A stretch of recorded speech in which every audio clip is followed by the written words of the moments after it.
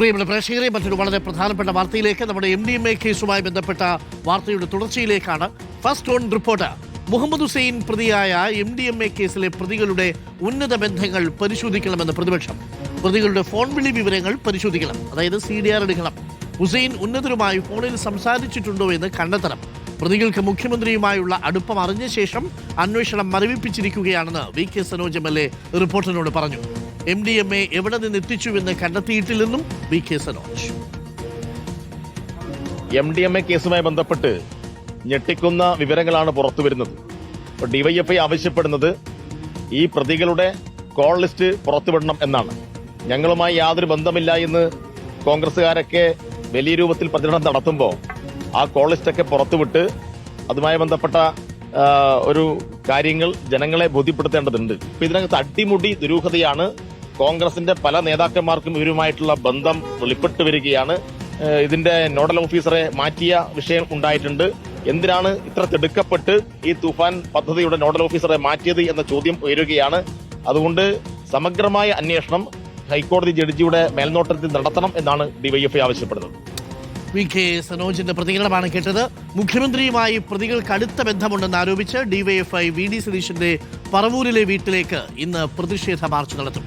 TV Prasad ഉണ്ട്. TV Prasad, ഉന്നത ബന്ധം അന്വേഷിക്കണമെന്നാണ് പ്രതിപക്ഷം ആവശ്യപ്പെടുന്നത്.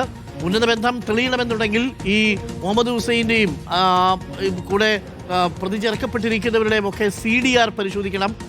മുഖ്യമന്ത്രി VD സതീശന്റെ അടുത്ത അനുയായിയാണ് എന്ന മട്ടിലാണ് അയാൾ പ്രവർത്തിച്ചുകൊണ്ടിരുന്നത്.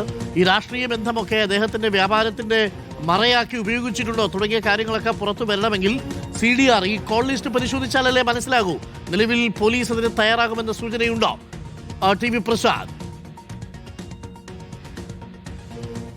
അരുൺ, അതിലൊരു പ്രശ്നം നിലനിൽക്കുന്നുണ്ട്. അതായത് ഇവരെ പിടികൂടിയതിന് ശേഷമാണ് പ്രതികൾക്കുള്ള ഉന്നത ബന്ധത്തെക്കുറിച്ച് പിടികൂടിയ ഉദ്യോഗസ്ഥന്മാർ തന്നെ തിരിച്ചറിയുന്നത്. അപ്പോഴേക്കും വിവരങ്ങൾ പുറത്തേക്ക് പോയിരുന്നു, സംഭവം വാർത്തയായിരുന്നു. ഒരു പക്ഷേ ഇത് നേരത്തെ ഇത് അറിഞ്ഞിരുന്നുവെങ്കിൽ ഈ പിടുത്തം തന്നെ ഉണ്ടാവില്ല എന്ന് വിശ്വസിക്കുന്ന പോലീസ് ഉദ്യോഗസ്ഥരും കേരള പോലീസിലുണ്ട് എന്നുള്ളതാണ്. പിടികൂടിയതിന് ശേഷം അന്വേഷണം അതുപോലെ മരവിച്ചിട്ടാണ് നിലവിലുള്ളത്. ഒരു വിവരങ്ങളും കിട്ടുന്നില്ല. 139 ഗ്രാം MDMA എവിടെ നിന്ന് വന്നു, എവിടേക്ക് പോയി, എങ്ങനെയാണ് അതിന്റെ വിതരണം എന്നത് സംബന്ധിച്ചുള്ള ഒരു വിശദാംശങ്ങളും ഇപ്പോൾ പോലീസിൽ നിന്ന് ലഭ്യമല്ല എന്നുള്ളതാണ്. അതിന്റെ പ്രധാന കാരണം അടുത്ത സുഹൃത്തെന്ന് തോന്നിക്കുന്ന രീതിയിൽ VD സതീശനൊപ്പമുള്ള ഹുസൈന്റെ വീഡിയോകളും ചിത്രങ്ങളും തന്നെയാണ് എന്നതാണ്. മാത്രവുമല്ല, ഇനിയൊരു പ്രധാനപ്പെട്ട കാര്യമുള്ളത്, ഇത്ര ദൂരം സഞ്ചരിച്ച് എറണാകുളത്തുള്ള ഹുസൈനും സംഘവും 139 ഗ്രാം MDMA വിദ്യാനഗർ, കാസർഗോഡ് വിദ്യാനഗറിലുള്ള ഒരാൾക്ക് അവസാനമായി കൈമാറാൻ വേണ്ടി പോകുമ്പോൾ, ഈ ജില്ലകൾ കടന്നു പോകുമ്പോൾ ഉന്നതരായിട്ടുള്ള ആളുകളെ വിളിക്കാനുള്ള സാധ്യത തന്നെയാണ് ഒരു വിഭാഗം പോലീസ് ഉദ്യോഗസ്ഥർ കാണുന്നത്. പക്ഷേ ആ രീതിയിലേക്ക് അന്വേഷണം എത്തണമെങ്കിൽ CDR എടുക്കേണ്ടതുണ്ട്. കോൾ ഡീറ്റെയിൽസ് റെക്കോർഡ്, ആരെയൊക്കെ വിളിച്ചു, ഏത് വഴിയാണ് പോയത്, ഏത് ടവർ ലൊക്കേഷനിലാണ് കൂടുതൽ സമയം നിന്നത് എന്നതൊക്കെയുള്ള വിവരങ്ങൾ ആ CDR-ൽ ഉണ്ടാകും. മാത്രവുമല്ല അരുൺ, കഴിഞ്ഞ 2 വർഷക്കാലത്തെ വിവരങ്ങളാണ് CDR-ന്റെ ഭാഗമായി അന്വേഷണ സംഘത്തിന് കിട്ടുക. അത് പരിശോധിച്ചാൽ ഹുസൈന്റേതടക്കമുള്ള ഉന്നത ബന്ധങ്ങൾ പുറത്തേക്ക് വരും എന്ന കാര്യം ഉറപ്പാണ്. അതാണ് ഇപ്പോൾ പ്രതിപക്ഷം ആവശ്യപ്പെടുന്നത്. ഇതിന്റെ പ്രധാനപ്പെട്ട ഒരു പ്രശ്നമുള്ളത്, 139 ഗ്രാം MDMA അന്നേ ദിവസം 500 ഗ്രാം കയ്യിലുണ്ടെന്ന് പറയുന്നു. ബാംഗ്ലൂരും ഹൈദരാബാദും കേന്ദ്രീകരിച്ച് മൊത്തക്കച്ചവടത്തിലൂടെ കേരളത്തിലെത്തിക്കുന്ന കച്ചവടക്കാരനായ ഹുസൈൻ തന്റെ രാഷ്ട്രീയ സ്വാധീനം കച്ചവടത്തിന് ഉപയോഗിച്ചോ എന്നതാണ് പ്രധാനപ്പെട്ട ചോദ്യം.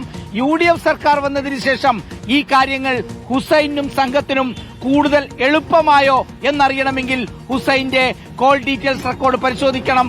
ആ ആവശ്യവുമായിട്ടാണ് DYFI അടക്കമുള്ള സംഘടനകൾ ഇപ്പോൾ മുന്നോട്ട് വരുന്നതും.